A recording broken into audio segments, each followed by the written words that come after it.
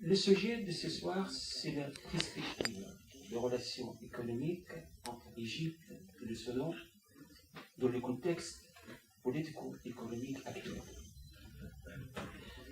Les relations entre l'Égypte et le Soudan sont éternelles et profondes dans l'histoire.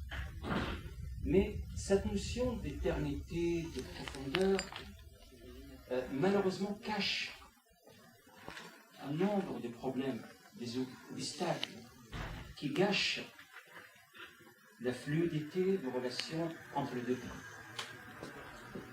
Tout au long de l'histoire entre les deux pays, les relations égypto-soudanaises ont oscillé entre hostilité et affinité. Même avant l'indépendance du Soudan en 1956, ce retour en arrière, vous vous rappelez, à partir de 1924 jusqu'en 1956, il y avait deux mouvements politiques, grands mouvements politiques au Soudan, à savoir les mahdistes et les katemiyas. Les mahdistes, ils étaient pour l'hypothèse d'isoler quelque part l'Égypte. Ils étaient favorables plutôt à un Soudan sans l'Égypte. Les katemiyas, par contre, préféraient toujours garder la couronne, ou garder le Soudan sur la couronne d'Égypte. Donc vous voyez, dès le début, même avant l'indépendance du Soudan, il y avait cet aller-retour vers l'Égypte et loin d'Égypte, à travers les mahdistes et les katemiyas. On arrive jusqu'à l'indépendance du Soudan et surtout à l'arrivée des Gaafar Noumel. Je suis en train de vous présenter un aperçu d'histoire politique rapide pour mieux savoir la base économique de ces relations. À l'arrivée de Nouméry, en la période de 1969 jusqu'en 1985, c'est une période de miel, comme on dit en français, entre l'Égypte et le Soudan. On peut qualifier cette période, c'est la période d'attente, d'harmonisation presque totale entre l'Égypte et le Soudan. Pendant cette période, on constate, même sur le plan économique, le grand projet d'intégration économique, signer la charte économique en 1982, charte de défense militaire, etc. Donc vraiment, cette période l'arrivée de Nouméry en 1969 jusqu'en 1985, c'est une période qui témoigne beaucoup de rapprochements, beaucoup d'attentes entre les deux pays. À la suite du coup d'État de Souari Dahab, et le visage politique au Soudan, ça commence à changer. Et là, on commence à rentrer dans une période sombre, surtout à partir de 1990 jusqu'en 2000, exactement 1999. Ces décennies des années 90 témoignent des années les plus sombres de l'histoire entre l'Égypte et le Soudan. Pourquoi? Je vous donne par exemple deux dates clés pour bien savoir qu'est-ce qui s'est passé, pourquoi les relations entre l'Égypte et le Soudan sont détériorisées, sont échouées. On prend par exemple en 1990, cette date-là, vous connaissez très bien, 90, c'était l'invasion irakienne au Koweït. Qu'est-ce qui s'est passé entre les deux pays fraternels, hein? L'Égypte soutient le Koweït. Le Soudan soutient l'Irak. Là, c'était le premier désaccord.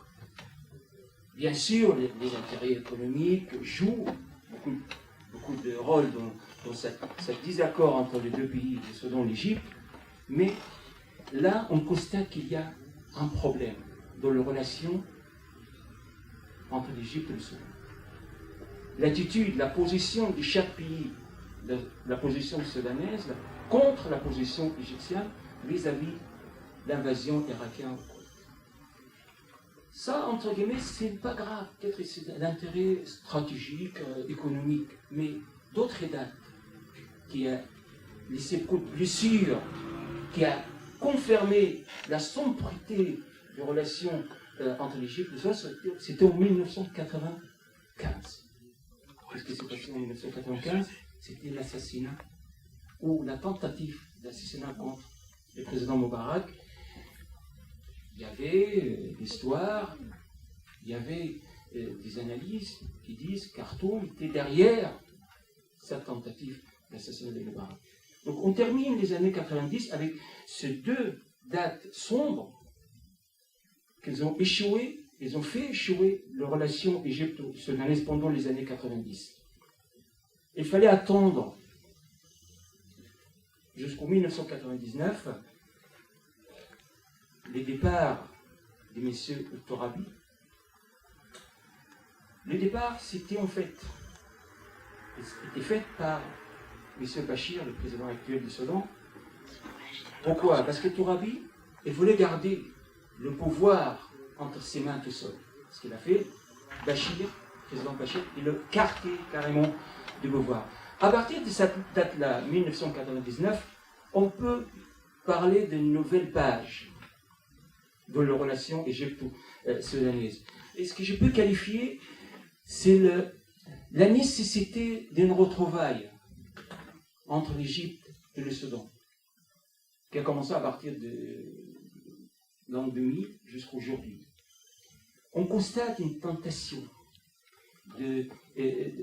d'approchement, des dialogues entre l'Égypte et le Soudan. Mais malheureusement, le contexte n'était pas tout à fait favorable. Vous savez, le Soudan était occupé par ce problème avec le Sud, Darfour, l'Égypte d'un côté, bon, il y avait ces problèmes à elle aussi. Mais on peut qualifier les dernières décennies, à partir de 2000 jusqu'à aujourd'hui, c'est une période des nécessités de se retrouver entre l'Égypte et le Soudan. Mais les climats actuels, ils nous laissent quand même un peu dans des situations d'inconnu entre les deux pays. Pourquoi? On voit économiquement l'Égypte, depuis longtemps, se tourne vers l'Europe au niveau des échanges commerciaux, des investissements. Le Soudan, par contre, focalise ses échanges avec la Chine. Ça, c'est au niveau des échanges commerciaux. On voit dans quelques mois le Soudan, 9 janvier, la date c'est exact, 9 janvier 2011, il y aura le référendum sur la séparation du Sud. Également en Égypte, il y aura les élections présidentielles en 2011. Donc ces changements, ces contextes politico-économiques, c'est ça qui nous a invités de préparer cette intervention pour savoir quel est l'avenir de ces relations entre les deux pays. Pour commencer, il y a 4 questions qui se posent, qui forment la problématique de notre recherche. La première question, pourquoi les échanges commerciaux entre l'Égypte et le Soudan sont faibles, malgré les grands projets d'intégration économique, malgré le discours sur la complémentarité économique entre les deux pays. Pourquoi les échanges commerciaux sont restés-ils faibles et marginaux? Et deuxième question, concernant l'approvisionnement de l'eau. Avec le traité d'Antibes en 2010, la question qui se pose, sur quel soutien l'Égypte va compter pour maintenir, pour garder, pour protéger ses approvisionnements d'eau? Ça, c'est la deuxième question. Troisième question, concernant la sécurité alimentaire dans un pays comme l'Égypte, pour garantir le minimum de sécurité alimentaire, on commence à parler des projets d'Al Jazeera. La question qui se pose, quel bénéfice pour l'Égypte, autant que pour le Soudan, c'est oui à ce projet, énorme projet Al Jazeera. Et dernière question, c'est l'avenir. J'essaie d'imaginer 3 scénarios à la fin de cette recherche. 3 scénarios. Premier scénario, quelles seront les relations entre l'Égypte et le Soudan dans un scénario d'un Soudan uni. Deuxième scénario, c'est l'opposé. Quelles seront ces relations avec 2 États? Je parle toujours dans le contexte d'un référendum qui aura lieu dans quelques mois au Soudan. Et le troisième scénario, c'est bien sûr le scénario statu quo, c'est-à-dire rien n'a changé, ni union, ni séparation.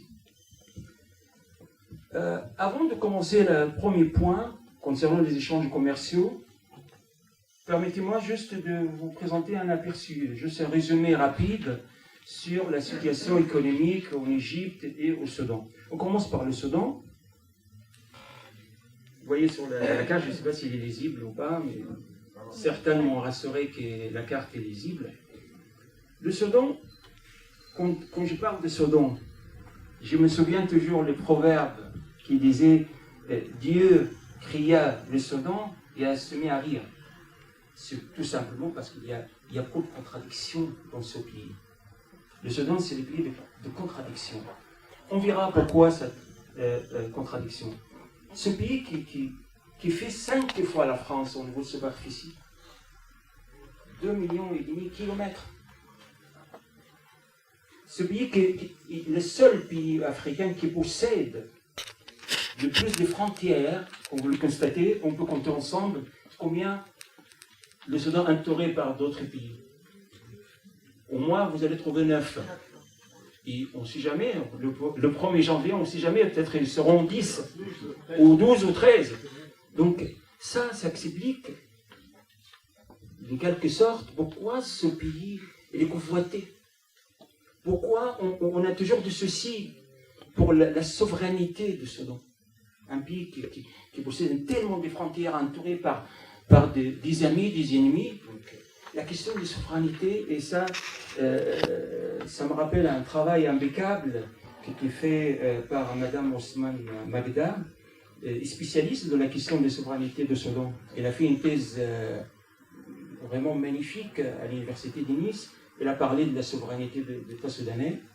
Elle est parmi nous, donc parmi les grands spécialistes de la question de Soudan.